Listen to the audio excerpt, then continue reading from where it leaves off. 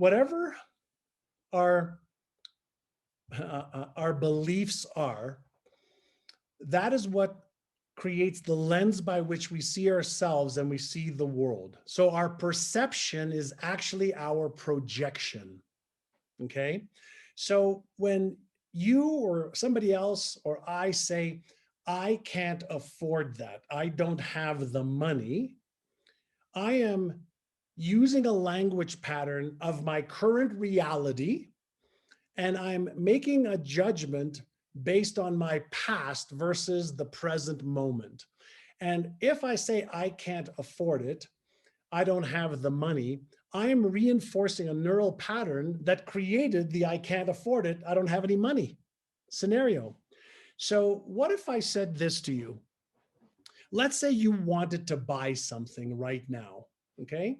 And let's say you don't have the money, and let's say you can't afford it right now. Let's just say that's a fact for right now, because if you looked in your bank account or you looked at your credit card limits, they're maxed out. Everything's maxed out.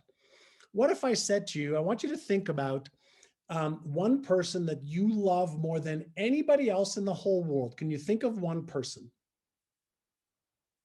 Yes? Okay. Yeah. So here is the deal. Um, if you don't find the money to buy that in the next 2 weeks, you will never see him or her again, ever. I mean, ever. They're gone. They're out of your life. You'll never see them. You won't know if they're dead or alive. You'll never speak to them, email them, text them, ever. Now, let me ask you a question. If that was a true scenario, would you go and find the money? Yep. Right. So not having the money right now is not your problem. Your problem is you're allowing your present circumstances to control your thinking. And you're allowing your Mm. present circumstance to control how you feel.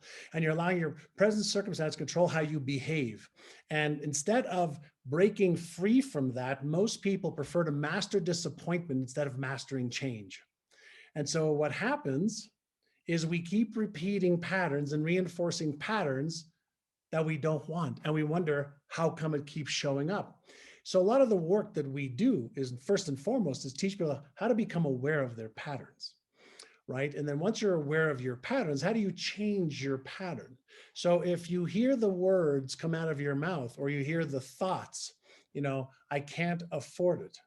What if you practiced, as soon as you heard that, you replaced what I call as an automatic negative thought or an ant, and you replaced it with an apt, an automatic positive thought. So if I heard myself with some negative self-talk, I could say, in the past, I used to believe that I couldn't afford it. And in the past, I used to believe that I didn't have the money. And now I'm going to figure out exactly what I need to do and think and feel in order to be able to afford it so that I have the money now and forever. Mm. Now, all of a sudden, I've just opened up my brain's abilities versus reinforced a disempowering pattern that I don't want. So if you had a computer and your computer had software that was just not written right, wouldn't you replace the software? Wouldn't you upgrade the software in your computer or your mobile phone? Well, of course you would.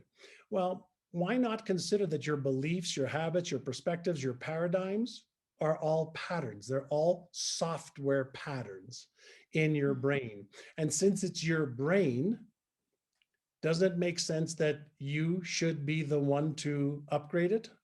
And sure, there's techniques, sure, there's tools, but if it's your brain and you can be responsible instead of being a victim, then you're more in control than you ever thought you were.